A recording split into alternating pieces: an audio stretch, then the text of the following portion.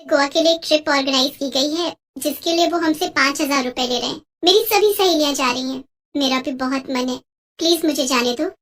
हे राम, 5,000 रुपए! इतने में तुम्हें महीने भर का राशन भरवा लूं। कोई जरूरत नहीं है कहीं जाने की, चुपचाप से घर पर रहो और घर के काम काज में मेरी मदद करो। ये लो, जल्दी से इन कपड़ों को प्रेस कर दो। लेकिन भाभी, अभी तो मुझे कॉलेज के लिए देर हो रही है। मैं शाम को आकर सारे कपड़े प्रेस कर दूंगी। अरे, पढ़ लिख के कौन सी तू कलेक्टर बन जाएगी? शादी के बाद चूल्हा चौका ही तो संभालना है। चल, अब जल्दी से सारे कपड़े प्रेस कर दे। इसके बाद बिना जाकर सभी कपड़ों को प्रेस करने लग जाती है। शिवानी जब 8 साल की थी तभी उसके माता पिता का देहांत हो गया था। वो अपने भैया भाभी के साथ रहती थी। उसके भैया भाभी उसके साथ अच्छा अगले दिन सुबह जब शिवानी कॉलेज जाती है तो वहाँ उसका बेस्ट फ्रेंड आकाश उससे पूछता है, अरे शिवानी, कल तुम कॉलेज क्यों नहीं आई? पता है मैं कितनी देर तक तुम्हारी राह देखता रहा। बस यूं ही आकाश, एक्चुअली वो घर में काम ज्यादा था। काम ज्यादा था या फिर तुम्हारी भाभी नहीं चाहती थी कि तुम कॉलेज जाओ? हाँ आकाश, दरअसल मेरी भाभी ने मुझे आने नहीं दिया। वो नहीं चाहती कि मैं कॉलेज जाऊँ और पढ़ाई करूँ। अगर मैं घर पर पढ़ना भी चाहूँ तो वो कोई ना कोई बहाना बनाकर मुझे काम में लगा देती है। तो तुम उनकी शिकायत अपने भैया से क्यों नहीं करती? भैया से कहकर कोई फायदा नहीं है। वो भी भाभी की तरह हर समय मुझसे लड़ते रहते हैं। अपनी शादी से पहले तो वो मुझे बहुत प्यार करते थे, लेकिन जब से भाभी उनकी जिंदगी में आई है तब से वो बिल्कुल ही बदल गए हैं। शिवानी का उदास चेहरा देखकर आकाश दुखी हो जाता है, क्योंकि वो शिवानी को दिल ही दिल में बहुत चाहता था। लेकिन शिवानी इस बारे में कुछ नहीं जानती। फिर तभी कॉलेज की बेल बजती है और आकाश हंसते हुए शिवानी से कहता है, अरे जल्दी चलो, त्रिपाठी सर का लेक्चर शुरू होने वाला है। अगर देर हो गई ना तो उनका बर्ताव हमारे लिए खराब हो जाएगा। इसके बाद शिवानी और आकाश जोर जोर से हंसने लगते हैं और लेक्चर अटेंड करने के लिए ऐसे ही कुछ दिन बीत जाते हैं। फिर एक दिन आकाश शिवानी को अपनी कार में उसके घर छोड़ने चला जाता है, लेकिन गाड़ी से उतरते हुए नैना उसे देख लेती है और शिवानी के घर पहुंचते ही कहने लगती है, ये कोई वक्त है घर आने का? तुम्हारे अंदर कुछ शर्म बची है या नहीं? भाभी, आप इतना नाराज क्यों हो रही हो? 1 घंटा ही तो लेट हो। आप तो ऐसे चिल्ला रही हैं जैसे 2 दिन से कहीं गायब हो। मुझसे जुबान लड़ाती हो। अगर आज तुमसे 1 घंटे का हिसाब नहीं लिया ना तो कल से 2-2 दिन भी गायब रहने लगोगी। अब जो मैं पूछ रही हूँ उसका सीधा सीधा जवाब दो। भाभी, कल से मेरे एग्जाम शुरू होने वाले हैं तो लाइब्रेरी में बैठकर पढ़ाई कर रही थी। घर पर तो आप मुझे पढ़ने नहीं देती, किसी न किसी काम में लगाए रखती हैं। अच्छा बेटा, जुबान तो कैंची की तरह चलती है तुम्हारी। आखिर कौन था वो लड़का जो तुम्हें यहाँ छोड़ने आया था? वो मेरे कॉलेज में मेरे साथ ही पढ़ता है। आज पढ़ाई के चक्कर में थोड़ा लेट हो गई थी, इसलिए वो मुझे घर ड्रॉप करने आया था। आजकल बड़े पंख लगे हुए हैं तुम्हारे। आज किसी के साथ रात को घर आई हो, कल किसी के साथ शादी करके आ जाओगी, तो क्या इज्जत रह जाएगी हमारी? आने दो तुम्हारे भैया को, उन्हें भी तो पता चले क्या गुल खिला रही है उनकी बहना। शिवानी नैना को समझाने की बहुत कोशिश करती है कि जैसा वो सोच रही है ऐसा कुछ भी नहीं है, लेकिन नैना शिवानी की एक नहीं सुनती और अपने पति मयंक के घर आते ही शिवानी के खिलाफ उसके कान सुबह शिवानी जैसे ही तैयार होकर कॉलेज के लिए निकलने लगती है, तभी मयंक उसे रोकते हुए कहता है, शिवानी, आज से तुम कॉलेज नहीं जाओगी। लेकिन क्यों भैया, आज तो मेरा एग्जाम है। अरे बहुत कर ली तुमने पढ़ाई, अब घर पर रहकर घर के काम काज सीखो। इससे पहले कि तुम हमें कहीं मुंह दिखाने लायक नहीं छोड़ो, उससे पहले ही हम तुम्हारी शादी कर देंगे। शादी? इतनी जल्दी भैया?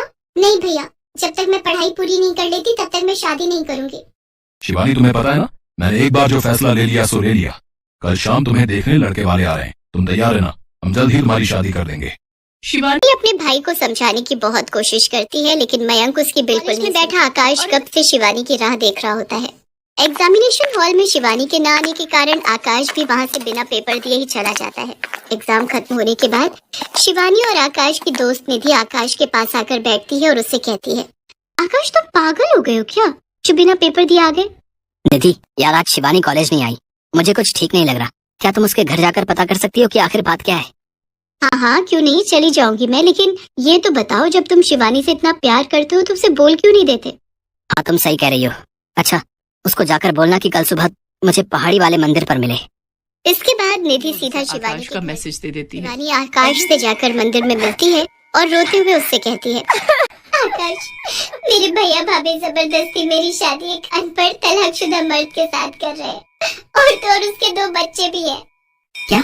लेकिन वो ऐसा क्यों कर रहे हैं? क्योंकि उसके पास बहुत पैसे हैं और उन्हें लगता है कि अगर मेरी शादी अमीर घर में हो जाएगी तो उन्हें भी किसी चीज की कमी नहीं होगी।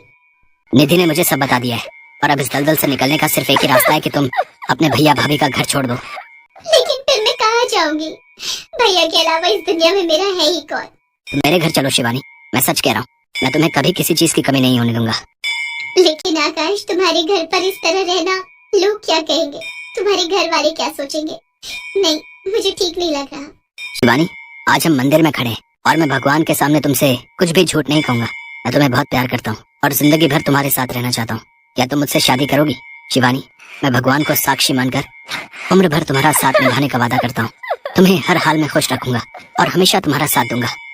आकाश की बात सुनते ही शिवानी दंग रह जाती है और कुछ कह पाती है उससे पहले ही आकाश कुमकुम उठाता है और उससे शिवानी की मांग भर देता है। आकाश की बातों ने शिवानी का मन भी जीत लिया। शायद उसे जिंदगी में पहली बार किसी और वो राजी खुशी आकाश के साथ मंदिर में अग्नि को साक्षी मानकर शादी कर लेती है। शादी करने के फौरन बाद शिवानी आकाश के साथ तो उसकी भाभी उसको देखते ही जोर जोर से छाती पीटने लगी। हाय राम, ये क्या कर डाला इस लड़की ने? हमें कहीं मुंह दिखाने लायक नहीं छोड़ा। जिस बात का डर था वही हुआ। इस लड़की ने हमारे मुंह पर काली पोत दी। अच्छा, जब तुम पैसों की खातिर मेरे उस तलाकशुदा बच्चों के पिता से शादी करवाने जा रहे थे तब कुछ नहीं, और अगर मैंने अपनी पसंद के लड़के से शादी कर ली तो तुम्हारे खानदान की इज्जत मिट्टी में मिल गई। शिवानी, ये तुमने अच्छा नहीं किया। अब निकल जाओ मेरे घर से और फिर कभी मुझे अपनी शक्ल भी मत दिखाना। आज से तुम हमारे लिए मर गई। पर तो मैं आपके लिए उसी दिन गई थी भैया जिस दिन भाभी ब्याह कर इस घर में आई थी। बस ये बात कहने में आपको कई साल लग गए। इसके बाद आकाश शिवानी को अपने घर ले गाड़ी में बैठी शिवानी आकाश से पूछती है, आकाश तुम्हें डर नहीं लग रहा? मुझे तो बहुत डर लग रहा है। ना जाने तुम्हारे मम्मी पापा क्या कहेंगे। पता नहीं वो हमारे रिश्ते को अपनाएंगे भी या नहीं। तुम घबराओ नहीं शिवानी, ऊपर वाले ने चाहा तो सब ठीक ही होगा। आकाश गाड़ी से उतरता है और शिवानी की तरफ का गेट खोलते हुए उसे बाहर आने के लिए कहता है। शिवानी घबराई हुई धीरे धीरे घर के दरवाजे तक जाती है तो देखती है कि एकदम से उनके ऊपर फूलों की बारिश होने लगती है और उसकी सास हाथ में आरती की थाल लिए खड़ी होती है। शिवानी ये सब देखकर दंग रह जाती है। आकाश के मम्मी पापा ने बहुत ही अच्छे से शिवानी का स्वागत किया और तोहफे के रूप में उसे सोने के गहने भी दिए। इसके बाद शिवानी और आकाश ने माता पिता के पैर छूकर उनका आशीर्वाद लिया। फिर शिवानी ने आकाश से पूछा, आकाश अब तो बता दो ये सब क्या हो रहा है? तुम्हारे मम्मी पापा गुस्सा होने की जगह हमारी आरती उतार रहे हैं। मुझे तो कुछ समझ नहीं आ रहा। बताता हूँ बाबा, सब बताता हूँ। दरअसल मैंने अपने माता पिता को तुम्हारे बारे में पहले ही बता दिया था और उन्होंने ही मुझसे कहा था कि मैं आज ही तुमसे शादी कर लूं और तुम्हें उनकी बहू बनाकर इस घर में ले आऊं। और ये सब तैयारी ये भी उन्हीं का ही आइडिया था। ओहो, तो इसीलिए मंदिर में मेरे जवाब का इंतजार किए बिना ही तुमने मेरी मांग में सिंदूर भर दिया, ताकि मेरे पास मना करने का कोई कारण ही ना रहे। हाँ, मेरे मम्मी पापा सुबह से इन सब तैयारियों में लगे हुए थे। उन्होंने ही घर को सजाया, तुम्हारे मेरे लिए गिफ्ट लेकर आए और ये फूलों वाला आइडिया ये भी उन्हीं का ही था। सच में आकाश, तुम्हारे मम्मी पापा बहुत अच्छे हैं। तुम्हारे नहीं बल्कि हमारे। आज से वो तुम्हारे भी तो मम्मी पापा है। हाँ हाँ, बहुत हमारे अच्छे।